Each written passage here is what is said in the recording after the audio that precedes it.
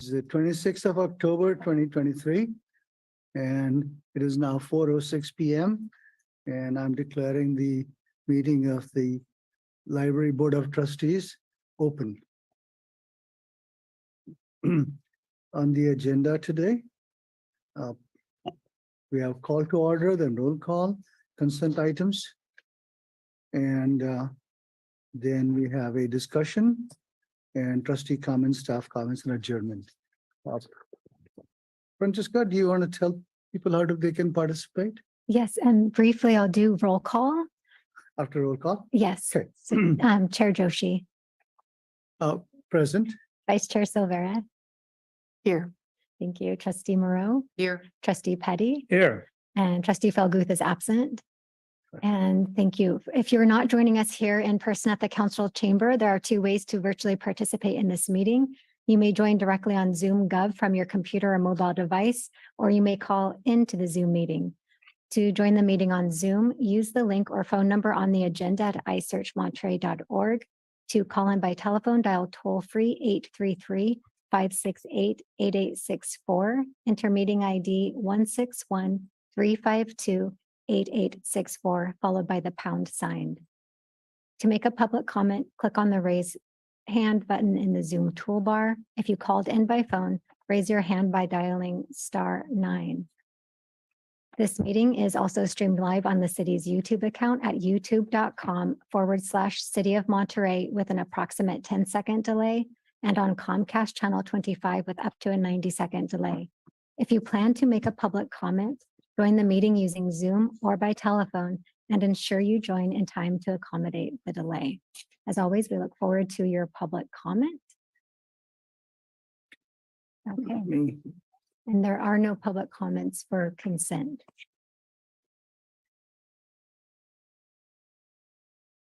I'm going to put my phone on do not disturb. Okay. Okay.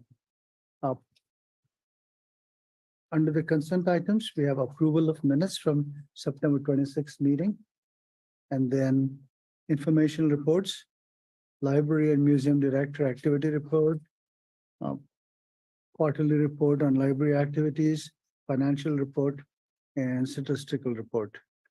In addition, we have an appropriation of $22,000 in donated and grant funds for 2023-2024 Library Trust Fund budget for Article 20, section under General Rule 5. Are there any comments? Oh, I had a couple just questions Sure. on the director's activity report. Is it appropriate to just ask Yeah. those questions now?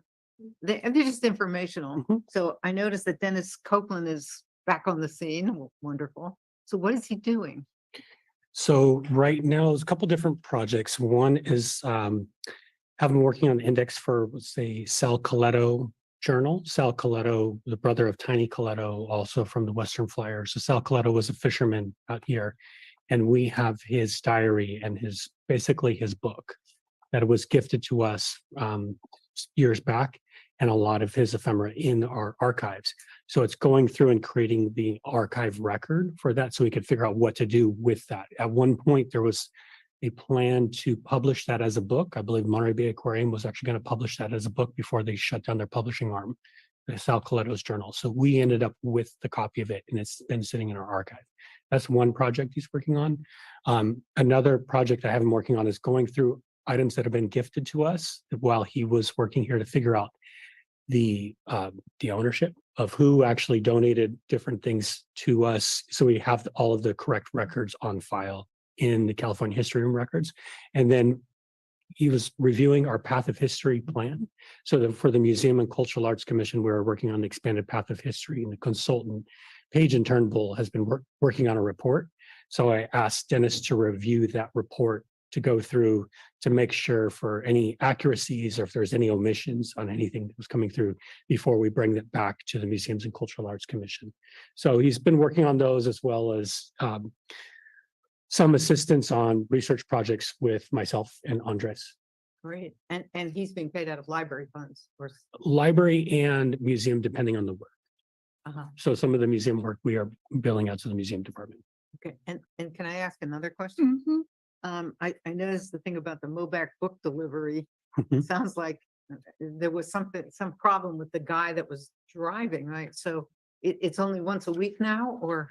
So no, what happens is that with MOBAC, which is, the library consortium for this whole region, you're going San Benito County, Watsonville, Santa Cruz. We don't get a lot of material that goes back to San Benito or Watsonville or other libraries, because those would only be really errors. But Monterey and Pacific Grove, because of our partnership, we are daily doing deliveries. So our deliveries, so the traditional MOBAC deliveries are not a lot of items, but the deliveries between Monterey Public and Pacific Grove have to happen daily, so that people that get their requests or people that return their books go back and forth in a timely manner.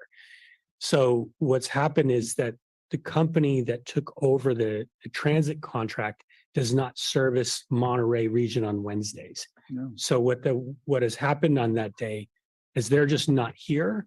The quotes we received were several $100s per Wednesday for delivery. So as of right now, the work is being handled by myself, Diana Godwin, who's the director of PG Library, and Rob Hill. So the three of us are basically alternating days to, like, on my way to work, I will go and drop off the materials, load them in my car the night before, drop them off on my way to work. And that way people have we have a standard rotation. Otherwise the stuff gets backed up and people are waiting for their holds. So they still deliver Monday, Tuesday, Thursday, Friday? Right now it's Tuesday, Thursday, Friday, because they're only open 2 to 6 on Monday and we are closed Monday. So we do Tuesday, Thursday, Friday deliveries. And then So now Wednesday is, Wednesday's staff until we can figure out so Pacific Library Partnership is the consortium that has the contract for this. And yes, the prior MOBAC delivery service, the person basically put in pretty much a week notice, and then we came by, had a medical issue and just stopped doing the service. So we've had an interim contract that Pacific Library Partnership has gone in contract with. So like, CSUMB or all of MPC, all of them are part of MOBAC. And so traditionally, like we'll get a handful of books that are mistakenly returned from Monterey County to us. Those will go through the regular MOBAC delivery, but it's just the PG in Monterey, because our usage is so much higher for that. That's why we don't. so Yeah. is there a solution in the wings for Wednesdays, or are you it for the foreseeable? The solution is whether we can have other staff take on. So I've been checking in with if there's other staff from Monterey, but also if PLP can work on another transit option, because what they're looking at is whether there's another kind of mail delivery service that's here. But it makes it difficult because, a lot of larger systems like Monterey County Free Library, they're going to do all of their own internal deliveries. If you're going from Carmel Valley to Big Sur to Seaside Marina, they're going to do all of their own delivery between all of those branches. They have their own service. We just don't, it's not something we've planned it as part of the MOBAC delivery service. So on your Wednesdays, is it like 1 carton of books, or is it like fill up your whole car? 6 6 cartons? like milk cartons, basically full of material. And you have to carry them in and 6 in, 6 out. This week it was, on this Wednesday, I dropped off 7 and I picked up 5. glad you're strong. And it's because of they don't work here on Wednesdays. It's Tuesday, Thursday, Friday. Mhm. There's nothing going on Saturday, even though both libraries are open on Saturday. Right? Right, because they're also, the MOBAC, the delivery service is based on the delivery, the drivers, as well as what they do mail service at other regions. So if somebody puts a hold on a book on Friday, let's say, nothing will happen to it until Tuesday because we're closed Sunday and Monday. Mhm. I don't think you should waste a minute. I mean, if you spend a minute, I think it'd be a wasted minute about the Wednesday. And I say that because I can remember back, I don't know how many years back it was, where it took a lot longer than 2 or 3 days even. And I never thought twice about it. When I put a hold on a book, I think it was just last week or something, and God, it was a PG book. And it was ready for me the next day. I mean, I could hardly believe it. There was a misprint somewhere. So if there, if it takes an extra day to, wait for Wednesday to come and go, I don't think it's worth spending any time The trying only, to sort out unless something just happens to fall in your lap. the only problem that we run into because of the number of bins per day is we have a max of about 8 total bins. Mhm. And so with those 6 to 7, we're maxing out on our bins and the maxing amount that the vendor can ship per day. Because they don't have like a big, they have those small kind of like transit vans. Yeah, And so if we had maybe larger, if we had a larger amount of bins at both sites, we're doing it based on like, I take 6 or 7 bins out. I had 1 bins to spare on site. So maybe if we ordered more, but they're all MOBAC bins, they're not library bins, they're not other things. So there are things that we'd have to work on internally on that side. So you've got, in other words, you get a backlog. If you don't deliver Wednesday, then the next day you have 16 to do and you can't fit them. So what We happens is it starts back. It starts to back up. And that was the thing is that we don't have the bins ready because we don't have enough bins to load up. So when they would come in to deliver on Thursday, Right. we wouldn't have enough bins for them to take them in. So that's where we're just trying to make sure that we're getting the flow of things out there and trying to work out the kinks with it with PG Sounds like it's working. for now. But we're working with PLP so that we can get a solution if there's another transit operator that they can get in the area to do it. Thanks. I have a question Go too. Who is the artifact specialist? Is that Jordan? that Jo- left? Yeah, Jordan, Oh, dear. yeah, he resigned, took a the role at CSUMB with Cal NAGPRA, and that's like the California Native American Graves Repatriation. Hmm. And so every CSU has a department head and a staff liaison that deals with repatriating items to the native Hmm. tribes in the area.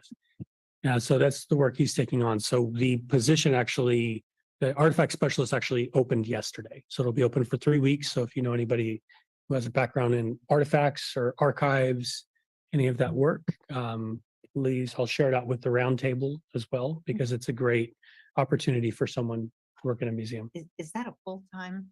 It's a RPT, so it's a regular part-time. It's 30 hours per week. Let the archives roundtable know. Yeah. I have one. You had mentioned about the bookmobile that somebody needs to go to Ohio to look at it. Is that still happening? And do you need an approval of the budget for that? So we don't need approval for the budget because we already have a trust fund that's dedicated towards bookmobile funds. Okay. And so we have funding available for that. Mhm. What we are waiting for, and I just talked with Rex from our fleet, is getting a person from the fleet to inspect it and go over everything so they know how to maintain things like maintaining the lift, maintaining the generator, and getting people that know how to inspect and make sure all of those critical items, because you want to make sure that the backup generator and the lift work correctly. And so what we're waiting for is that the project kept getting pushed back. And then when they came back to us recently, said the project will be done the week of November 20th. Well, that's Thanksgiving week. And so I've just been working with Rex about finding the staff members that so we can go out there probably sometime early to mid-December to sign off on it. Mhm. The next step is also to make sure that we work with our finance team, because typically you have to purchase you have to pay use tax when you buy a vehicle from outside of the state. DMV, you have to pay somewhere around 7.5%, and you often have to pay that on a credit card. So if on a large enough purchase, you have to make sure that Mhm. that somebody's ready that has a cap of that amount on their credit card to make a $15,000 to $19,000 sales tax purchase on something like that. So we think of having this next meeting on the 13th.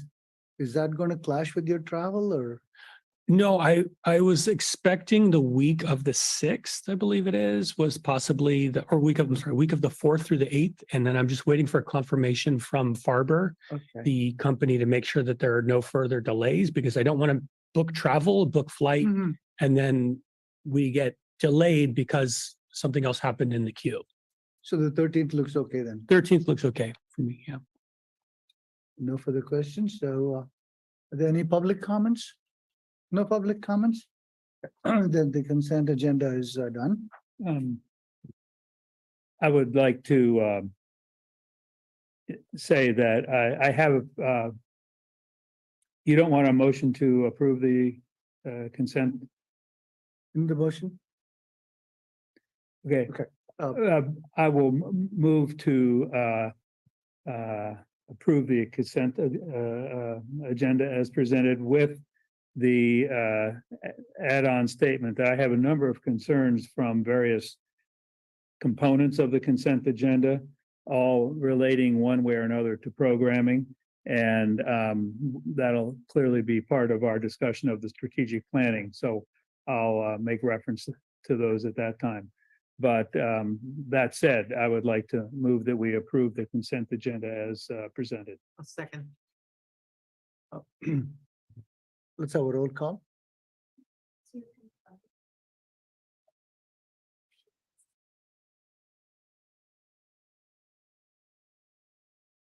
That was just, I'm just saying that, that's correct, because I will bring those up for discussion at the appropriate time when we're talking about long-term planning.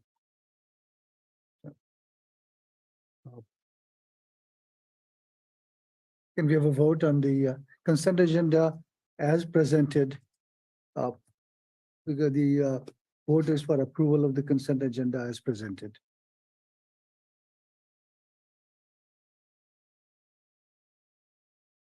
Was that Approved. I mean. Yeah. vote Done? yes, to approve. okay? Yes. For Zoom, don't we need to do a roll call? Okay. Oh, Ah. Okay. Okay. And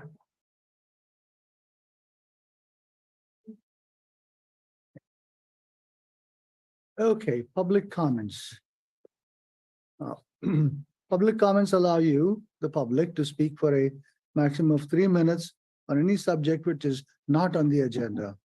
Any person or group deciding to bring an item to the attention of the library board may do so during public comments or by addressing a letter of explanation to Library Director, Monterey Public Library, 625 Pacific Street, Monterey, California, 93940. The appropriate staff person will contact the sender concerning the details. Are there any public comments? There are no public comments, Chair Joshi. Public appearance. Is there anybody who wants to make a public appearance? No. Yep. We go on. Okay, next on the agenda, the last item is discuss updating the Monterey Public Library strategic plan and provide direction. So that's me, start yeah. on that. So jump to page 20 on the packet, and our current strategic plan was from 2021 to 2023. So we're entering a new stage, a new era and timeliness with this plan as we're getting towards 2024. We're looking at updating the vision statement and our values as well. We have the library idea, and there are different areas that the Board of Library Trustees prioritized in the 21 to 23 plan. And they are the organizational excellence, digital strategy, learning and literacy, welcoming community for all, and balanced physical and digital collections and enhanced information sources in all formats. So with this, I wanted to open up for discussion with the board of what we wanted to do for the next kind of plan on this. We do not currently have a funding in this fiscal year budget for a consultant to work on a strategic plan. But I believe that could be a good route to go, to have somebody to help guide along the process. We could also work with staff on this, with different folks in the community, because of having staff experience and all of our different volunteers experience in the community and the community ties. So when I would not recommend doing it solely with a consultant, but doing it in conjunction of somebody leading the discussion, helping to lead the kind of conversations in the direction of steering how to go forward with the community, but letting the community and the staff kind of help take basically the steering wheel on it so that we get their feedback. So just looking for discussion and input on what we want to do for our next strategic plan process. Mhm. Can I ask you a question? Mhm. So you're envisioning this discussion to be about process, not about content. About what process we want to use to do the plan, not the content of the plan. Right. At this point. At this point, it's not like building the actual Talk plan. about It's like, how we should go about, how you should go about. should we go about, should we allocate funding for a consultant? Should we have it staff directed? What's the best I just want process? to add historically, we didn't, the 21 to 23 plan was just an update Hmm. of the old plan. And we had a consultant who, I think I took her to lunch, but she volunteered her services, so. Wow. That's there are probably people out there who might be able to do that with. Can I just ask a basic question absolutely. about what's given us in this chart with the priorities and status, urgency and importance? So I take it that priorities themselves and the urgency and importance were filled in previously by the board or by the creators of this document. And the status is current, is that, and has been updated as of now? Yeah, okay. And so, but I think one of the questions we're hearing is maybe these are not even the right priorities Right, anymore. right. That we, maybe there's a whole different set of priorities, and so it doesn't really make Sure. sense to go over these and say we need to do more of this and less than that, because that's just tweaking as opposed to maybe starting over. And so that's kind of what you're getting at, right? Yes, yeah. So I think rather than going line by line and Right. thinking and looking at each item, I think we need to have a larger goal and vision for where do we want to go? What's the direction of going on the strategic plan? Do we want to because that is an option, right? That is an option to do another update, another 2-year update of the existing plan. Or do we want to look at bringing in something else and looking at it just fresh from the start?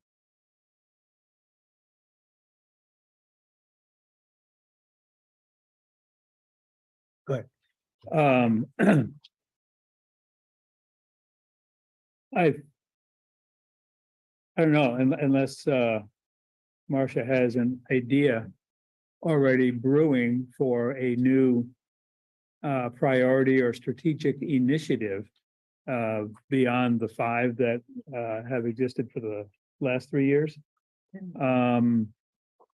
I think we could start from this, and then if something comes up as either one of the activities related to, let's say, organizational excellence, I'm just mentioning that because it's number 1.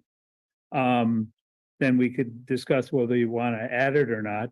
And if I know I don't want to belabor it and go line by line either, but if I see something that's on this plan and I say, we don't need that anymore, or the opposite, we really need to, put more emphasis on it, then I think it's a good stimulus to start from. But if we come up with a 6th, or we say, well, hey, to heck with having the library be a welcoming community, we're going to come up with something else, because 5 is the right number, and so if one gets added, one has to leave. But if not, we could have 6, 7, 8, 9, 28 different priorities, I suppose, in theory. But I have no problem starting from this. And I don't know about anybody else, but the comments that I have, brought to today is based on going over this and making notes and putting question marks and things like that on this. I'd like to disagree respectfully. I think this is a time, we have a new director, we've just come out of a pandemic. We're kind of having a fresh start here. And it seems to me, we've been like cobbling together, adding little bits and pieces and everything. And if, it seems to me, if there's any time that we could take a fresh look at the whole thing, Mhm. this would be it. I'm not sure that, and some of these things, I think, like you said, making the library a welcoming community is always going to be there. But I think that there may be other plans. There may be other things that we've completely overlooked. I mean, I don't know, but it's just. Well, and in support of that, I think there might be, because we are in a different time, funding wise. There could be some things that we didn't need to put on here as specific, real specifically before, but we want to now because, lack of funding has put us way behind on something, and so that makes it a much more important priority. And before, and I don't know what that would be. I don't have that off the top of my head, but to me, that would be an example of a way that we would modify this. Yeah, so one example I can think of, for example, you have one called digital strategy. Well, that's like all the stuff that's embedded in everything we do. It's kind of like saying, wow, should we use computers in our library? I mean, all the things that are there, like our RFID, explore core technology. I mean, it's kind of integrated in everything that we do. And it doesn't seem to me that in this day and age, you need to talk about a digital strategy for a library in which technology is so deeply embedded at this point. It's kind of like saying print books, books, so that one might just go by the wayside, and there may be something else that we've just missed. And I add on that, just that what I found I was part of, in my last library, worked on 3 different strategic plan projects with them, and some failed, some were successful, just based on who we had and how we worked on it and how they resonated with the staff. And I think that was part of it, was like who running the project with the staff. And just the last project I think that we did as a team when I was there was highly successful because we engaged the community and the staff with more open-ended questions on the beginning. And we just kind of figured out more about what the needs were initially and what the people's wants were, and starting to having facilitated conversations. I think that's part of like having like a Harwood conversations, about having more conversations in the community about what the community needs and wants are with their library initially, and then seeing, and not to, you don't have to throw out an old plan, but you have something that's data that's on there, other things as guide, and it can bring you forward. But it's helpful to hear from the community on those conversations earlier, rather than steering them onto, this is what our goal is, this is what our goal is, this is what our goal is, and asking them specific questions on that. So I think that's what I mean on the process side also, because those are completely different processes of how you go about with your strategic plan and your priorities, your visions, your values. And that was something, and like talking vision and values were something that I had asked the different staff about before in one of our staff work days, where we have our vision is inspire, delight, and educate all, the library idea. And then values, excellent, freedom, innovation, and passion. So I think one of the things with that is that you want to have it something that every staff member resonates with, and every staff can be able to regurgitate it, essentially, that knows what is the vision of the agency, what are the values of the agency. So getting them more involved in just resetting those so we can relook at them again, I think would be helpful.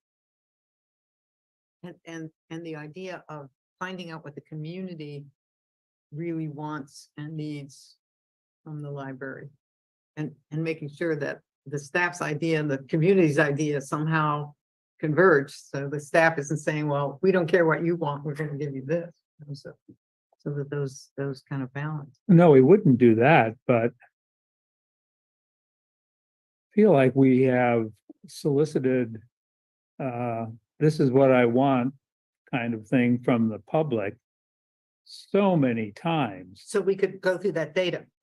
So, I mean, I'm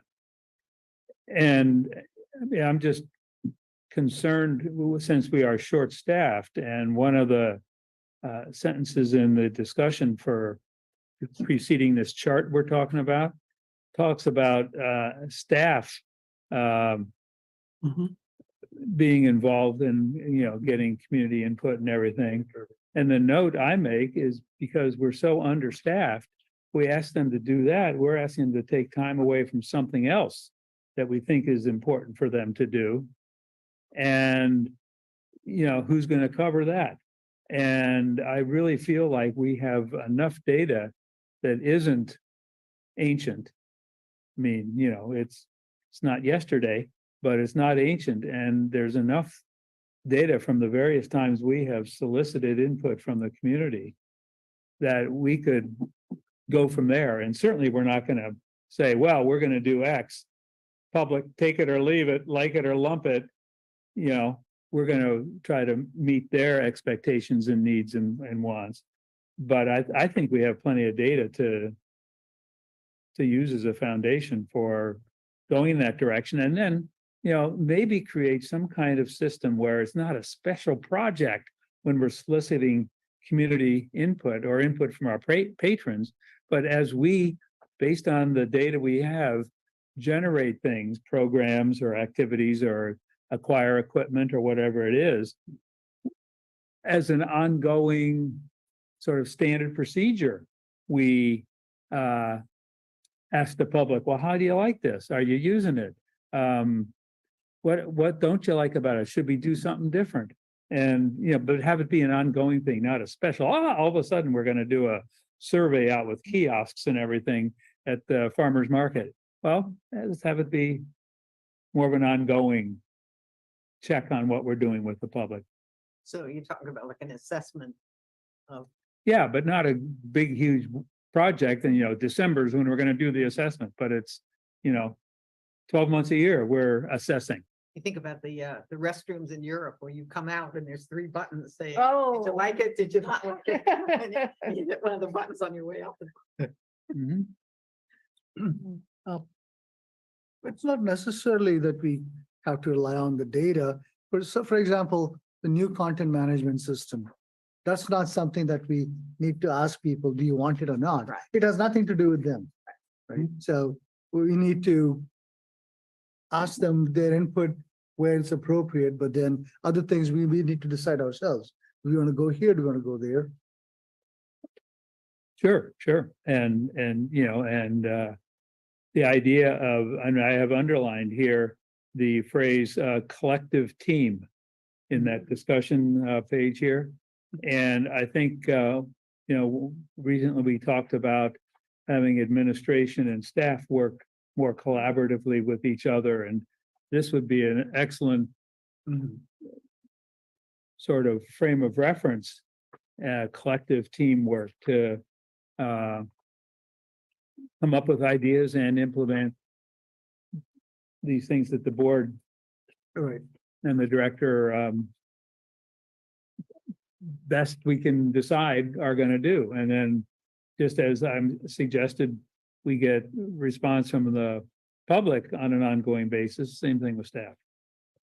For those items like Harish was referring to that are really more in-house staff stuff, that public doesn't know what's going on, but the staff know whether something's helpful or not helpful, let's say. I'd say feedback from public libraries is often quite difficult because a number of people are anonymous.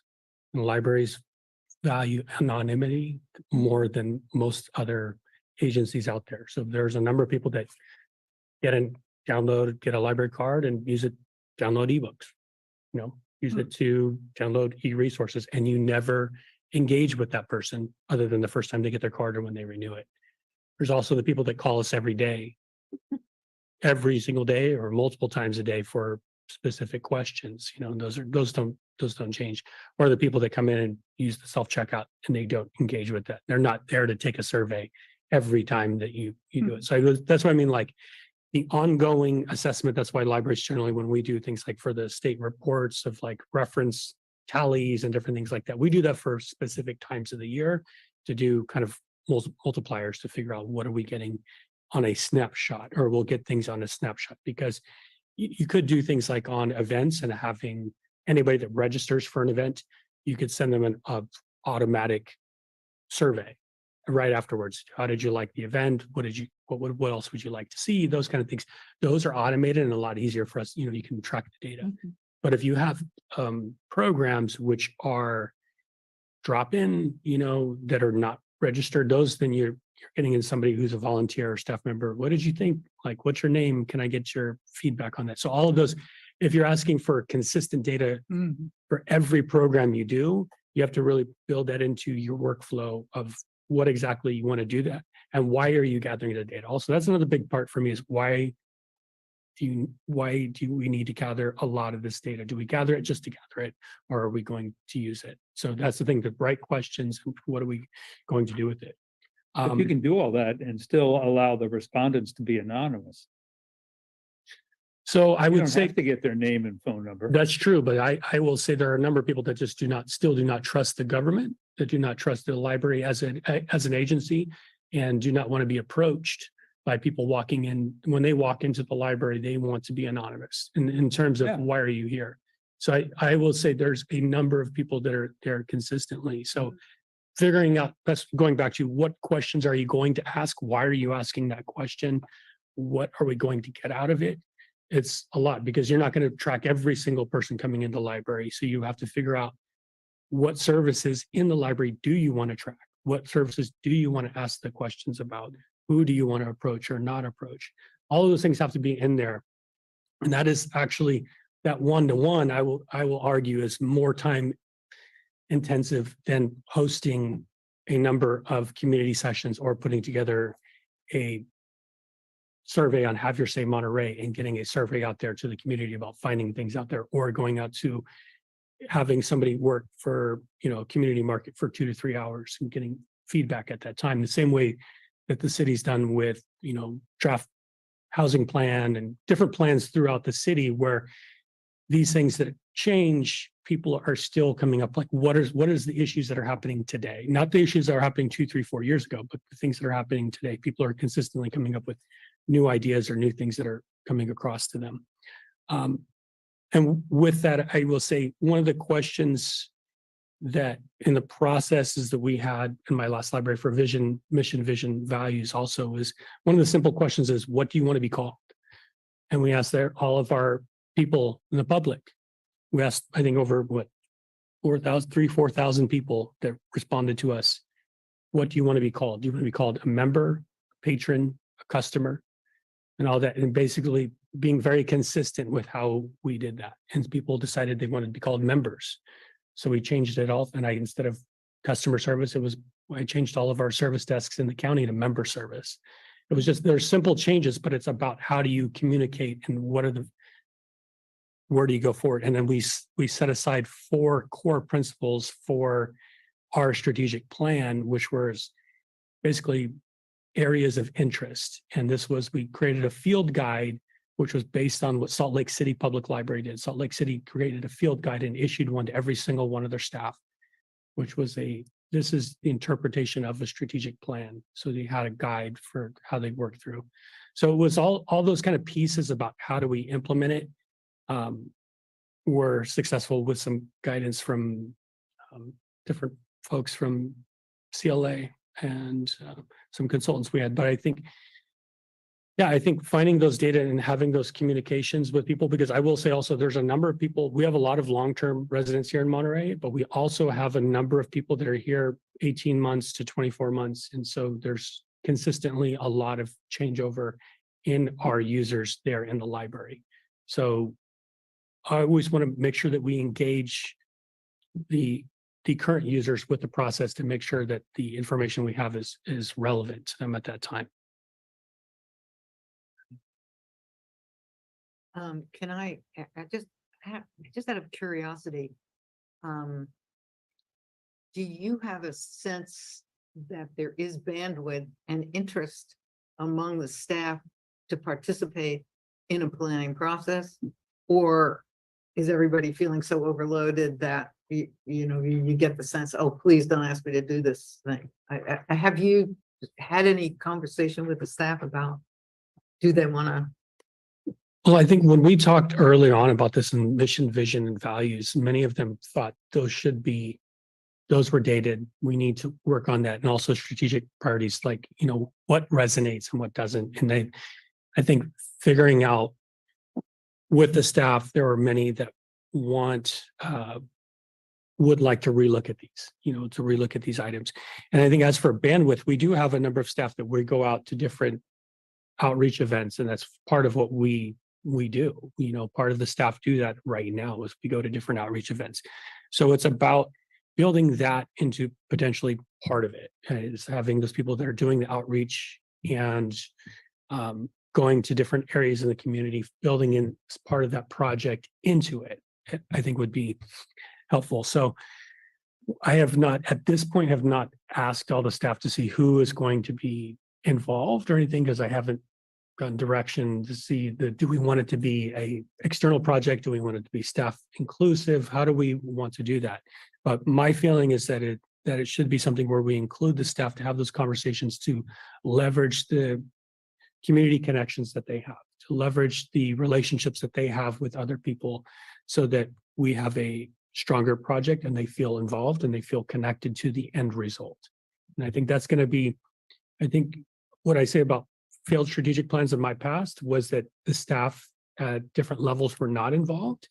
And then when the project, the campaign came out, it was, I don't resonate with this. And the staff, if the staff are not going to resonate with it, the people that are going to be on, directly providing service to the community may not resonate, or, there's going to be incongruence with operational priorities going forward. Like, it can be a team building activity. When somebody from the public calls, whether it's once a day or 5 times a day or once a month or something, or comes in and talks to the staff, I mean, it's the staff that are the front line, not you, not us. And I think that's why we said recently that we think the staff could be a good source of guidance regarding what's the feeling that our users, patrons, members, whatever we're going to call them, what they want, what do they need, based on their interaction with these folks. And what you were just saying created the thought that went through my mind that, as I said, we have lots of data from solicitation directly from the public. So much that I can't, again, is my reaction to doing that. But what we don't have is I don't think, any systematic feedback from the staff about their experiences with the patrons who come in and ask for things and say, well, geez, I sure wish you had a program about such and such. And it could just be a casual remark, but I don't think we have asked for that kind of input from the staff.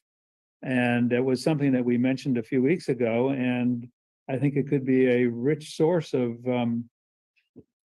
information for us to use as we, either start totally from scratch, or we use the 5 things in their sub points here and, use that as a, checklist to start and go from. At least, it would be a way of operationalizing that collective team impact term that's in the discussion here. And, I assume that at your staff meetings, if a staff member says, geez, we really need some kind of digitization or electronics, or we need something to do this function better, they tell you. You know, or they say, we need an extra chair, or we need an extra computer, or we need a brighter light, or whatever. They should be saying that to you, you know, whenever it's appropriate. But in terms of asking them, what do you see the public asking about? And it'd be interesting to compare that, their frontline feeling, with any data we have collected from the public in the many solicitations that you know, have been part of my life on the board anyway. But I guess we need, I mean, we can talk process forever, but to some extent, the process of establishing strategic plan for the next 3 years will be based on, you know, what we see as priorities. So, and I think like Harish said, some of this stuff is just internal, you know, staff and board and director stuff, and it's not something that the public is really involved with so directly. And other stuff, it's clearly a response to what the public somehow or another indicates. And so I don't know if it's better to talk process or to talk about priorities and then see what the process should be to you know, on which we would have information on which we would base our directives. Well, I think, you know, I think it's really important to involve the staff. I had an experience once with somebody who said, I wrote a strategic plan and then I put it in my desk. And then I got the staff together and we met and we spent months and months and months. And at the end, we had virtually the same plan as the one I had in my desk that I wrote. But the difference was that I had buy-in with everybody rather than say, here's the plan, you go do it. Right, right. And I think it's really, really important to have that buy-in, to have that participation, to hear those voices, because they're the people that are going to have to Right. make this work, and you know, want people to be behind that effort. So, And we could start by saying, staff, we want collective teamwork here.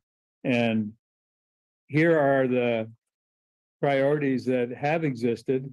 And the board is interested in knowing, you know, what you think, both as a staff member and as a sort of translator of what you think the public is asking for. Both with regard to these 5 things that have been, you know, official priorities for 3 years, and give us some ideas that, you know, to add to these, or if you think one of these is passé now or unneeded, then let us know that too. But, you know, add, subtract, but, you know, give them something so they're not feeling like we're asking to start right. I from think scratch. also the other piece is it helps to focus the staff on the things that are really important. If we had 28 goals instead of 5, you got people running around saying, how am I going to do all this stuff? So it Very has the purpose of identifying the priorities, of saying, what this Sure. is what's really We important. could say we're looking for a finite number of priorities or a workable number of priorities or something for the next plan, strategic plan that'll be 2024, 5 and 6. And, you know, we want your input. We want your help. We want you to tell us, what do you think about these and what would you change? What would you add? Both in terms of your experience and your perception of our patrons' experience. Yeah. I would agree with Marcia though. Yeah. Having just a small number of doable priorities that you can focus on, rather than having, no, we need to do all of the above. And I think a good example of that, so many of these things, the subtopics have already been accomplished. Mhm. I mean, if we were going to use these and go through, you know, so many of the things we said we would do were actually done. Gosh, So- I sure hope so. That was the whole point of this, wasn't I it? know, but very often that doesn't happen because the goals are too lofty and there are too Right. many of them, and Yeah, no, nobody no. gets there. But And some of them this can then was go. pretty realistic, and a lot of the stuff got accomplished. So And they can just go in the back burner saying, we'll revisit them as necessary.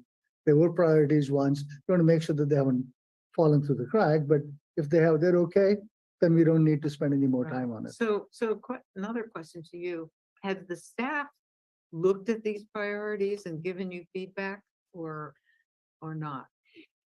I mean. I haven't heard much feedback on these since that initial kind of discussion I had with them on this. So there hasn't been more. This, this doesn't fit in the strategic plan, or this fits in the strategic plan. I mean, that's not the traditional kind of like when we're planning a program or something going on. It's like Mhm. there's not a discussion of, does this fit in our strategic plan? Mhm. Like there's not that level of, when we're working on, I don't think that communication, at least in my direct communication with folks, has not come up at the same level of, did this come up? Is this tied to the strategic plan or not? So Well, the other piece is, does this plan make sense to you? I mean, to the staff, does this, does it make sense? are these the important things that we should be looking at? And I hope we don't feel wed to the structure of this, because when I look at urgency and importance, if one of those things is high importance but low urgency, then that says to me it's a long-term desire for something. And and why it's low urgency, it could be simply a realization we don't have the funds for it or something. The opposite, I really don't understand how something can be low or medium urgency. I'm sorry, put it the other way. How it could be high urgency and not also high importance. If it's on this list and it is urgent, it's high urgency, meaning like get on it right away, doesn't that make it important? At least to me it would. So I don't know if those terms, if we are talking about asking staff, would be helpful or confusing, because in certain configurations, they don't make any sense to me. How something could be high urgency and not high importance. I think maybe short term versus long term, I can get a feel for that, and it's more. Right, usually if you have goals, there's a time frame attached to the, At least by implication. yeah. Yeah. One thing that Bob mentioned that is concerning to me is that underlying or overshadowing this whole process is the lack of funding. We do not have enough funding, and what can we do about that as a board, as staff and director? I mean, it's a city-wide issue, but there are other funding sources maybe that we can develop. It's hard to think about what you would like to do if you know that there's short staff, and that's not going to change anytime real soon. We'll get one person here and half a person there, and so what do we do about that? I mean, I actually had a suggestion that I was going to bring up that not really in the context of strategic planning, but maybe it's a good time to do it. And I think that one of the things we talked about last month was, what is the role of the board? And one of the roles I think that the board ought to do is advocacy yes, for the library. Mhm. And so with your permission, I thought that I would volunteer to sit down with Brian and Harish at one of your Wednesday meetings and try to come up with some kind of plan to bring to you all for how the board can advocate for more funding for the library. As long as In a it's not systematic- fundraising. No. I didn't say that. In a more systematic way, so that, the sports center, for example, has organized a campaign where somebody goes to city council and makes a speech. People talk to their, Congress, to their council people, really make a concerted effort, because, the last thing I heard, one of the council people said, oh, the sports center and the library are both underfunded, but now the library's fine, so let's focus on the sports center. This message is not getting out. So it seems to me that we need a couple of things. One is a message, Mhm. and then the other one is a strategy. And this has nothing to do with the strategic plan, and I'm sorry to put it in there, but you opened the can, so I'm jumping into it. Yeah. But I would like to explore this issue with, with Brian Mhm. and come back to you all with some suggestions Mhm. for how we can be more effective as a board in advocating, not fundraising. No, Just I only getting the said what I message. said because you said, what can the board do to advocate for more funding? Right. And what you meant was city funding. Right. You didn't Right, mean right, to, right, right. because I didn't want to appear that we're doing anything on our own when we have a development director and we have Friends and Foundation No, calling up and raising money and stuff. yeah, I Didn't wanna misspoke. I overlap. should have said advocate for the library and get the message out in a more systematic way. Yeah, and if we Because did, Ryan can't go to every council meeting and say, no, I no. need funding for this and this and this and this. And it but- could be, we want to drum up interest in and excitement and responses from the public who will, Be around. call in at, I mean, it'd be Yes, nice if it wasn't just 5 trustees Yes, talking to city council, Yes. but if it we was, can plant the seed. But at we least can let's bring start. the message forward, we can do this. Right. And so, if with your blessing, I will come to one of your meetings and Oh, we can yeah. focus on that and then bring it back here Mhm. to. I mean, over and over again, last month when we were talking, we said woefully underfunded.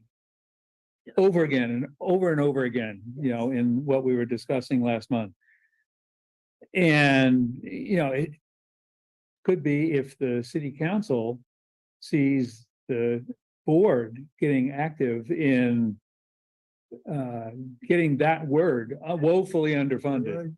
out to the public who really appreciate the library. And then that prompts any kind of response from members of the public. Exactly. They might say, oh my God, we can't let this happen. We have to, it'll appear like we're, That's exactly what I meant. yeah, good. And the last time I met with my council person in my neighborhood and I said, the library is woefully underfunded, she said to me, I didn't know that.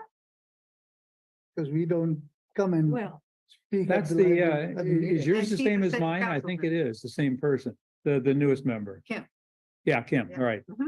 Yeah, same here. Anyway, so Huh. I think that's something that we Okay. need to explore and I volunteer to sit down and do that. That'd be a very valuable Right, thing. right. And Thank then- you. and then we can have a discussion once, once we have some sort of framework, okay? Well, part of all this is what will the board do about?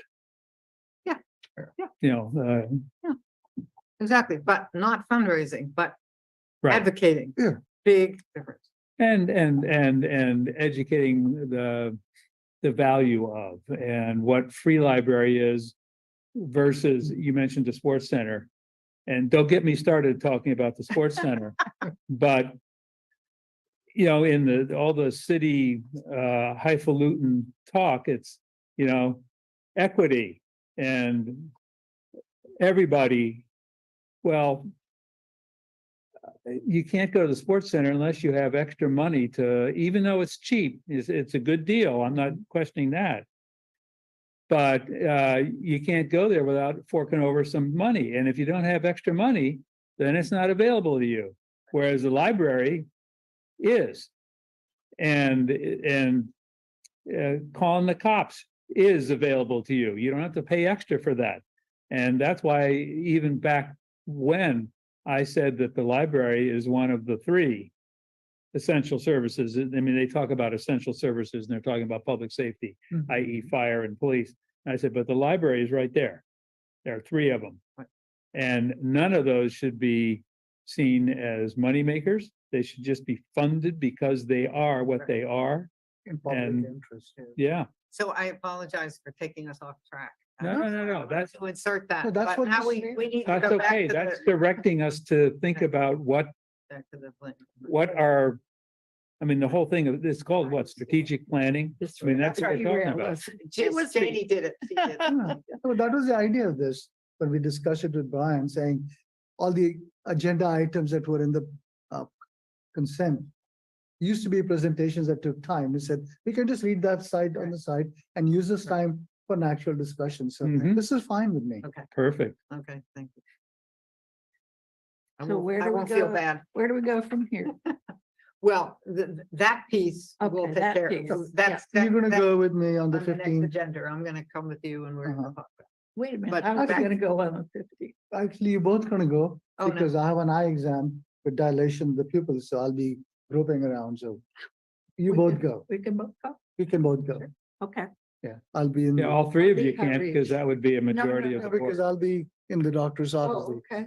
the optometrist office. So that, what date I'll is be that? here. The That's- 15th. That's what the vice chair is all about, isn't it, Janie? Yeah, right. Substitute for him when No, he's at the eye Oh, doctor? vice chairs for going on Okay. vacation at inopportune times. Uh, No. Choosing the optimal inopportune time. But Okay, yes, the 15th yes, at 11 o'clock. that'll be great because I'm 11 very o'clock. interested Yes, in that it sounds too. good. 11 o'clock, Perfect. Okay. the two of you. It's a date, Brian. You said it's earlier, did you say it was the first and the third Wednesdays that Correct. you normally meet? So First that and- would be the third Wednesday of Yes. November Yeah. 15th. Yes. Yes, November starts Okay, earlier. we'll see that. Yes, We will do that. first Wednesday Very is the good. first. Okay. But no, that's So where are we on the strategic plan? This- I back mean, it to, sounds to me like to have an initial conversation with the staff about the existing plan, with the existing kind of 5 topics to see how they resonate, to see where they are. But I think that would be some sort of facilitated conversation. When are your meetings? I'm sorry. Do you see the mission and vision as the sort of value drivers for the plan? So that's where you start? Is revisiting the mission vision or? I think they it's connect- part of the How do you see them connected? part of the process. I mean, because it's going, the basis about what is our mission. Right. I think everything ties back to the mission, vision, and values. So everything does like initial thought of like setting those up and seeing how these other topics fit into there. So I think all of these are going to take larger discussions, a mission discussion, a vision and values, kind of all of those are going to be larger. So I think initial kind of discussion would be helpful. Bob, as for your question on when we meet, we generally meet, we just have short meetings daily. We don't have like full staff meetings regular. So every morning we have a short meeting before we open, and I'll meet one-on-one with Right. different folks throughout the week. Well, the reason I asked is because, sitting here today, we said, well, Brian, would you bring this up with the staff? Would you ask the staff about this? Would you ask? And, part of your job is to ask the staff about anything that, would be relevant, but I'm thinking about this collective team impact statement in here. And would it not be appropriate for a board member to come to a staff meeting and say, hey, there are priorities that we should be seeking to meet that just involve, the public image of the library. There are ones that are not part of the public image, but they're really for the, making the work the staff is asked to do, easier. We, the board, are at this point where we have to come up with a, overall plan for strategic, initiatives, or whatever we're gonna call it in the next document. And just, so it's not just the director and his staff, but a member of the board is taking the time to meet with them too. But I think it's okay if the board member comes to listen, but we don't want to usurp. I don't my mean to run position. the show. I mean, just to let them know why, say if it were me, Yeah. I would say, well, the reason I'm at your staff meeting, the reason I'm, sort of barging in, not barging in, but the reason I walked in on your meeting is because I want you to know the board is working on this, and we value and are seeking input from you. And so that's all I'm going to say, because it's a listening game. We want to know. We don't want to Right. direct. But otherwise, they say, well, why the heck is he there?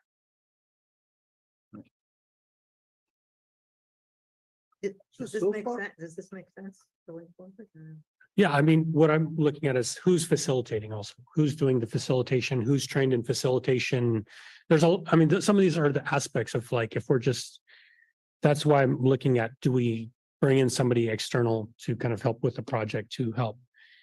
If we're, I guess I'm not set right now on what exactly the board wants the library to do with this, rather than kind of just look at the specific topics that we already have and then just ask people. But I don't know if, are we facilitating a conversation? Are we just asking a single question? Because facilitated conversations are different than just a single meeting. Somebody in facilitation will ask the follow-up, will kind of guide them through the project, shut down conversation or put that in a parking lot for people that are trying to, you know, derail a conversation. There's a project, there's a process for doing kind of facilitation and conversations with strategic planning or any other project you're trying to go through. So I think it has to be very dedicated work. So that's why for me, I'm trying to figure out what exactly is the direction we want to go, or how do we want to do this? For me, it's not hiring an outside person to come in. Because I have found that if they're coming in and it's a one-shot thing, maybe it's a 2-hour, 3-hour thing, they don't know enough about us. And so they're coming in with a bit of a template that guides what they do when they're hired to do that. And I would like to just show everybody whose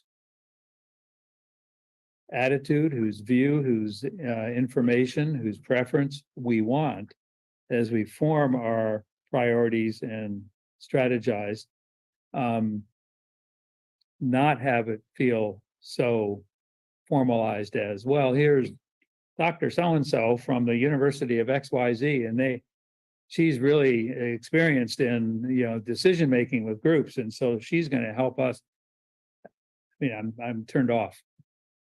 Oh, sometimes that works. Oh, I didn't say it doesn't work, but I'm just saying that I would like for the staff to see that we all are interested in them and having them be collectively involved.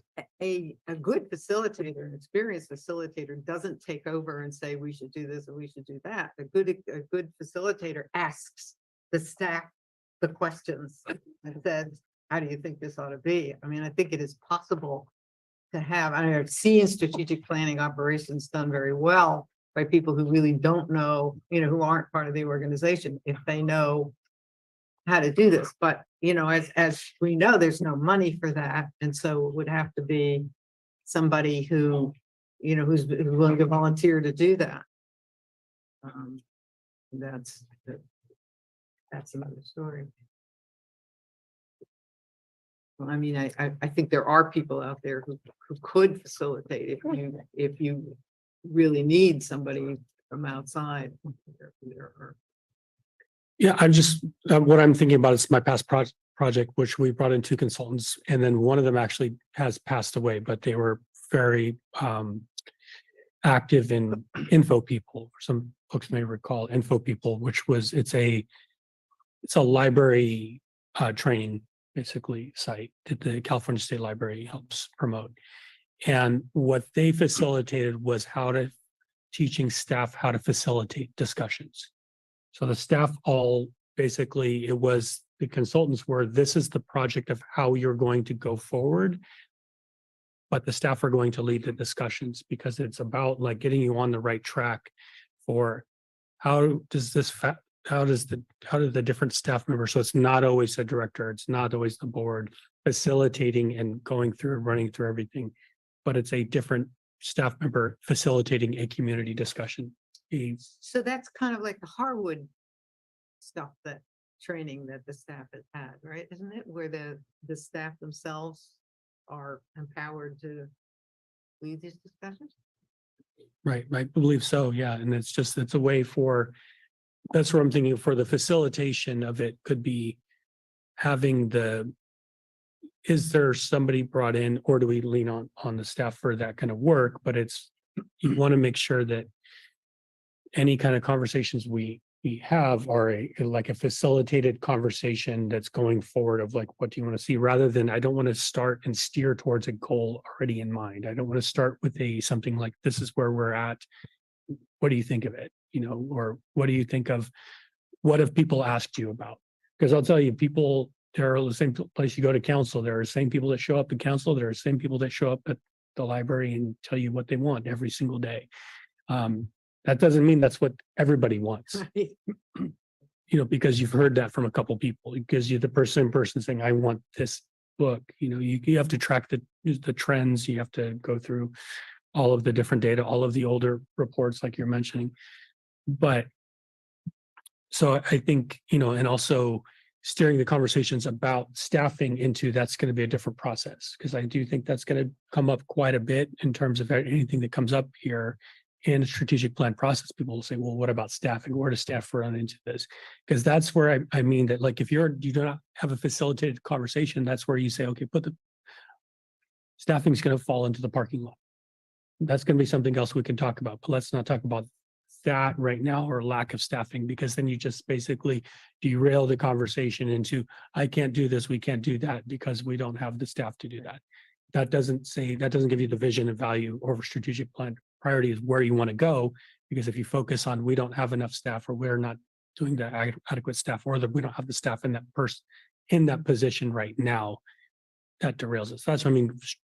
For somebody who's there just facilitating these discussions is helpful.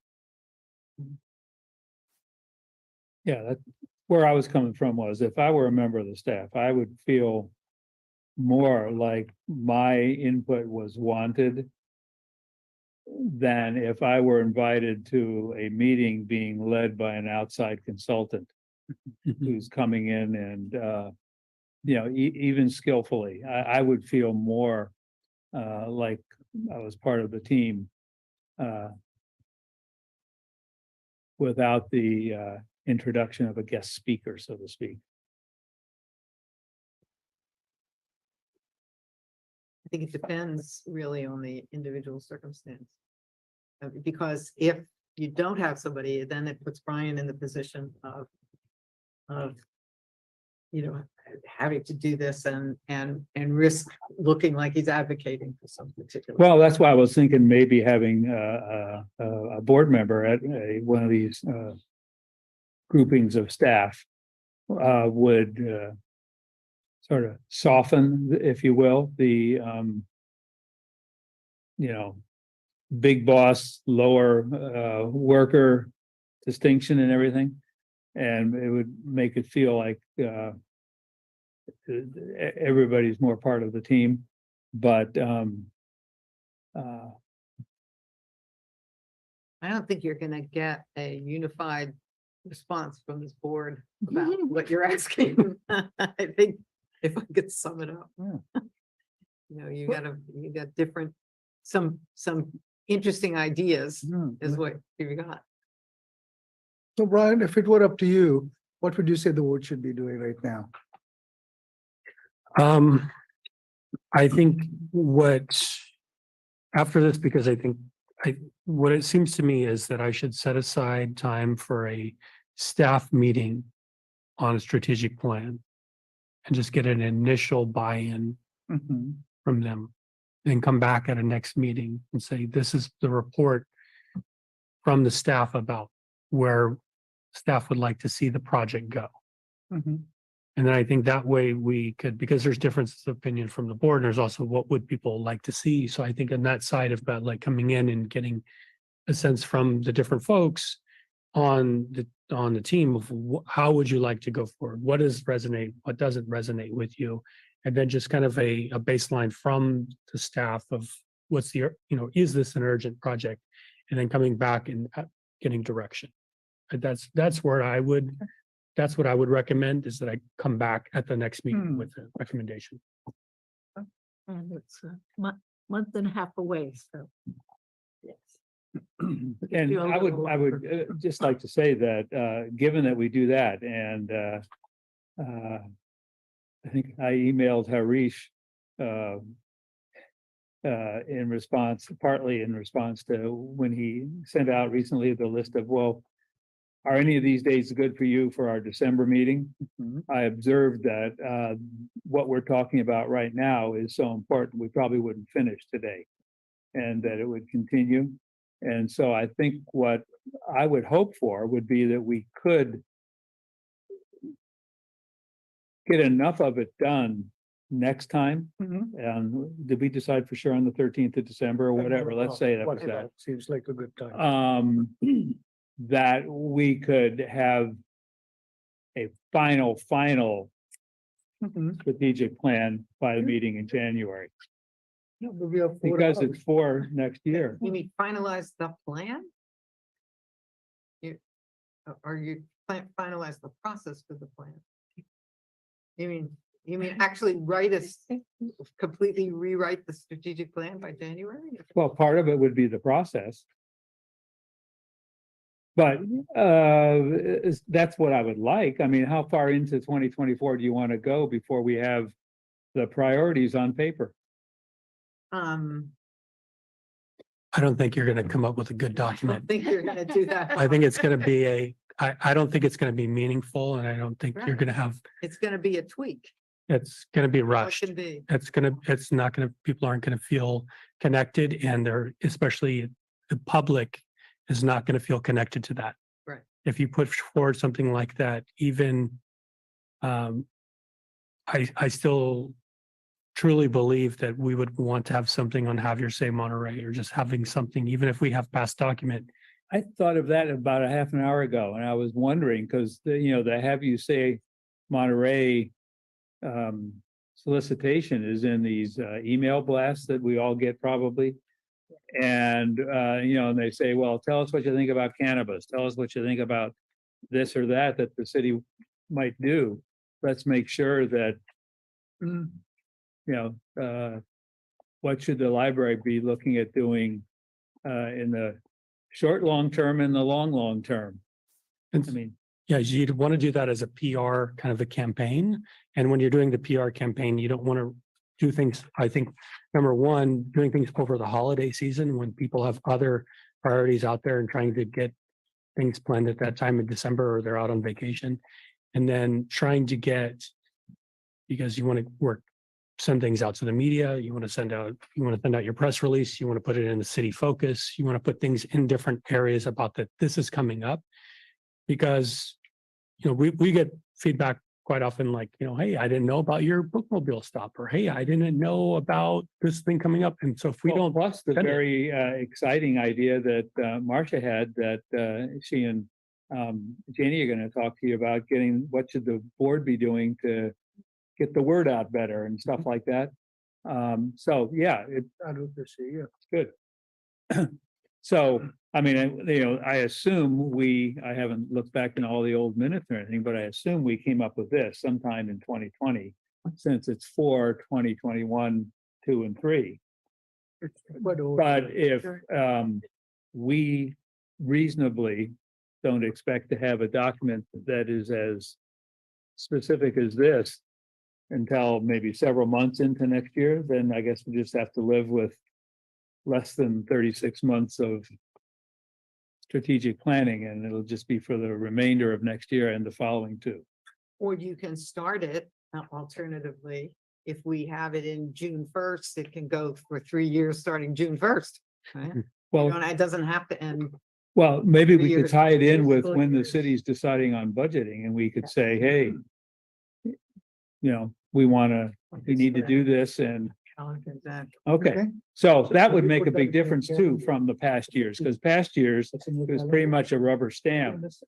You get the same as you did last year plus X%. It's kind of like Social Security. They say you get the same as last year plus here's this little cost of living increase we're going to tack on. And but now that's different as far as city funding goes. And so, we need to work on having a realistic idea of what the city funding is going to be like 8 months from now. We don't know that sitting here today. I don't.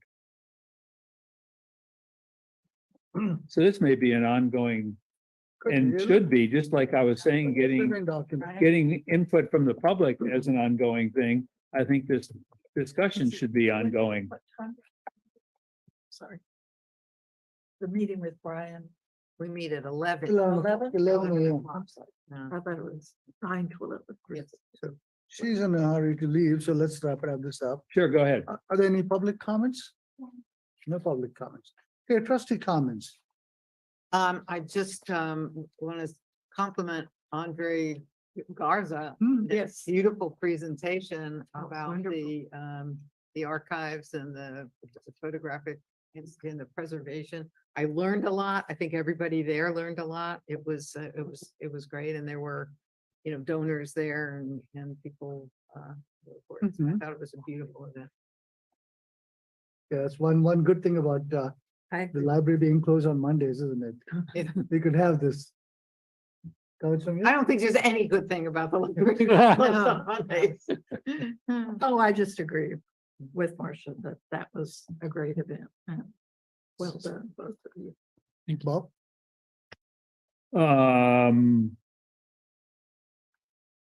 Don't eat too much turkey. Ah, Yeah. And yeah, I agree with Marsha. I entered that presentation. It was wonderful. And finally, I'd like to mention that the ad hoc committee that Bob and I participated in for Brian's evaluation is now dissolved. It's done its work.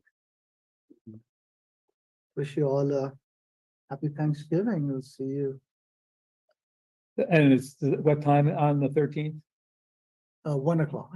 1 o'clock. 1 o'clock. Oh. So we have 1 to 4, plenty of time. that's right. We'll fall asleep, but we'll have time. That's what we'll- So it is, I was thinking it was 4 like normal, but it's 1 to 4 Uh-huh. here Because on you wanted to be Wednesday. Before 4, right? You Huh? didn't want to be after 4.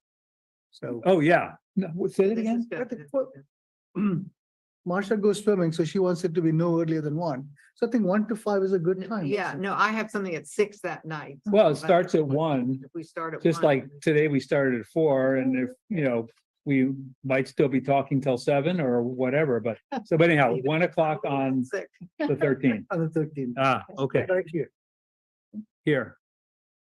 And is Jen available that day too?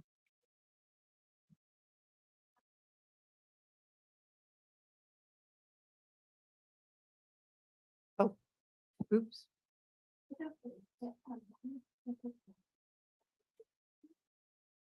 Oh, just any comments? Oh, just Western, Oh, yeah, there was a Western I'll- Flyer I'll- event good, good. happening on the